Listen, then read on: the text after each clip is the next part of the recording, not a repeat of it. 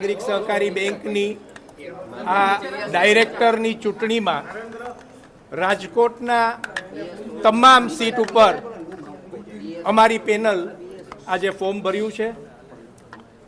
અમે અમારો અત્યારે જે તમે જે રીતે ચૂંટણીને ડિક્લેર કરી અને એટલે તમે જે છાપામાં બધું આવી રહ્યું છે એમાં તમને ખબર જ હશે કે મુખ્ય મુદ્દો આ ચૂંટણીનો એવો રહેવાનો છે કે જે કૌભાંડો થયા છે એ કૌભાંડો પ્રત્યે અત્યારના જે પણ વહીવટકર્તાઓ છે એ લોકોની ઉદાસીનતા અને એ ઉદાસીનતા ઉપરાંત કૌભાંડમાં જે એ લોકોને મદદ કરી રહ્યા હોય એને શિરપાવ એટલે કે પ્રમોશન અને જે લોકો એને બહાર લઈ આવવાનો પ્રયત્ન કરે એ લોકોને હેરાન કરવા જે આ બધી વસ્તુઓ ચાલી રહી છે, જે અમે છેલ્લા સવા વર્ષથી ઇન્ટરનલ પ્રયત્નો કર્યા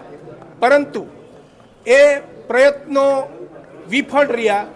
એટલા માટે અમારે આવા જે લોકો છે કે જેને સિલેક્ટ કરે છે એ લોકો એવા જ લોકોને ફરીવાર ન લઈ આવે એના માટે અમે આ અભિયાન ઉપાડ્યું છે।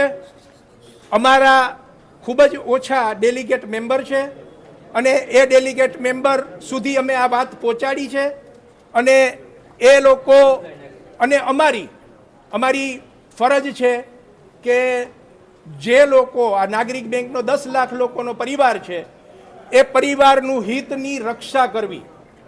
10 લાખમાંથી 332 થયા એટલે કે 332 લોકો જે સિલેક્ટ થયા એના 1000 લોકોની રક્ષા કરવાની થઈ અને 332 પૈકી જે પણ અત્યારે 21 લોકો ચૂંટાવાના છે એણે તમામ લોકોની હિતની રક્ષા કરવાની। આ રક્ષામાં કંઈક પ્રોબ્લેમ છે ત્યારે અમારે ન છૂટકે ઇન્ટરનલ પૂરા પ્રયત્નો પછી અમારે આ ફોર્મ ભરવા પડે છે। આમાં કોઈ બધા જ લોકો સંઘ અને ભાજપ સાથે સંકળાયેલા લોકો છે। ઉલટાનું અમે તો એમ કહેશું કે અમે એક એવા પરિવારમાંથી આવી છીએ કે જે સંઘ અને ભાજપનો આખા રાજકોટમાં ગુજરાતમાં પાયો નાખવામાં જેની અગ્રભૂમિકા રહી છે એવા કુટુંબમાંથી આવીએ છીએ।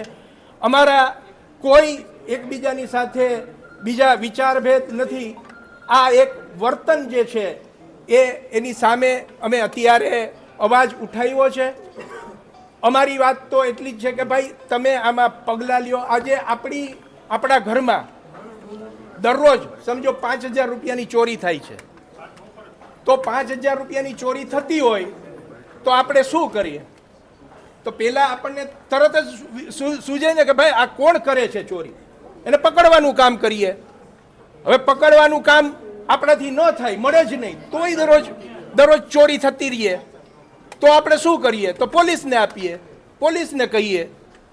હવે એમ અમારી વાત આટલી જ છે કે ભાઈ ઘરમાં કોક ચોર છે, તમે જોશો જુનાગઢના અમે બધી જ વસ્તુઓ આપને અમારા જે ડેલિગેટ છે એને અમે મોકલી છે। હાજી એક મિનિટ, જુનાગઢની બધી જ વસ્તુઓ મોકલી છે। કોઈ પણ સાદા માણસને એમાં ખબર પડે કે બેંક સાથે કોઈ ગ્રુપે ખૂબ જ ખોટું કરવામાં આવ્યું છે અને એ દરરોજ એટલે કે થોડા વખતના અંતરે એમ કરતાં 200 કિસ્સા કરી અને 20 થી 25 કરોડ રૂપિયાનું કૌભાંડ થઈ ગયું છે, છતાં પણ એક પણ માણસ સામે જૂનાગઢમાં એક પણ માણસ સામે પગલાં ના લેવાય। આ સવા વર્ષથી ચાલતું હોય, 1 વર્ષથી ચાલતું હોય છતાંય પગલાં ન લેવાય, ગોતવાની દરકાર ન કરવામાં આવે અને પોલીસ કેસ ન કરવામાં આવે તો આપણે શું સમજવું?